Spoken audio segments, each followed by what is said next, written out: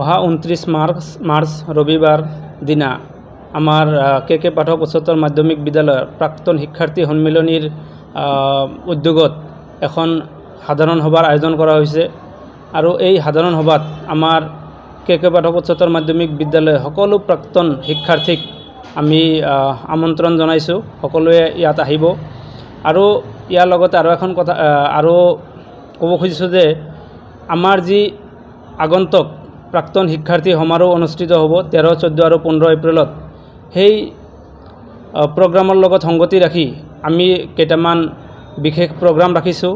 তাৰে এটা প্ৰগ্ৰাম হ'ল ছায়েন্স এক্সিবিশ্যন কম্পিটিশ্যন, যিটো স্কুলীয়া আমাৰ যি বৃহত্তৰ কলগাছি অঞ্চলৰ স্কুলৰ শিক্ষাৰ্থীসকলৰ মাজত হ'ব, ইণ্টাৰ স্কুল। আৰু সেই প্ৰগ্ৰামটো আমাৰ 14 তাৰিখত অনুষ্ঠিত হ'ব আৰু ইয়াতে আমাৰ প্ৰাইজ মানি লগতে চাৰ্টিফিকেট প্ৰভাইড কৰা হ'ব। আৰু তাৰ লগত সংগতি ৰাখি আমাৰ যে 15 তাৰিখত সাংস্কৃতিক শোভাযাত্ৰা কম্পিটিশ্যন হ'ব আৰু সেই কম্পিটিশ্যনতো মানে বিভিন্ন স্কুলৰ কলগাছিয়াৰ ওচৰৰ পাজৰৰ যিমান স্কুল আছে সকলো স্কুলক এই প্ৰেছ মিটৰ জৰিয়তে আহ্বান জনাওঁ যে তেওঁলোকে পাৰ্টিচিপেট কৰক আৰু তাতেও আমাৰ প্ৰাইজ মানি থাকিব। আৰু আমাৰ 14 তাৰিখে মুকলি বিহু প্ৰতিযোগিতা হ'ব আৰু সেই বিহু প্ৰতিযোগিতাও আমাৰ অপেন হ'ব, মুকলিকৈ হ'ব।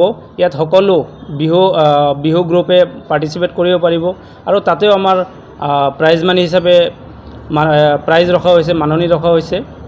গতিকে মই এই প্ৰেছ মিটৰ যোগেদি আকৌ মই আমাৰ যিমান কে পাঠক উচ্চতৰ মাধ্যমিক বিদ্যালয়ৰ প্ৰাক্তন শিক্ষাৰ্থী আছে সকলোকে আমাৰ এই সাধাৰণ সভাত উপস্থিত হ'বলৈ আহ্বান জনাইছোঁ আৰু তেওঁলোকৰ দিহা পৰামৰ্শ, আৰ্থিক, শাৰীৰিক, মানসিক সকলো ধৰণৰ সহায় সহযোগিতা আমি আমাৰ পৰিচালনা সমিতি তথা আমাৰ যি প্ৰাক্তন শিক্ষাৰ্থী সন্মিলনী আছে সেই সন্মিলনীৰ ফালৰ পৰা আশা কৰিছোঁ আৰু আহ্বান জনাইছোঁ। ধন্যবাদ।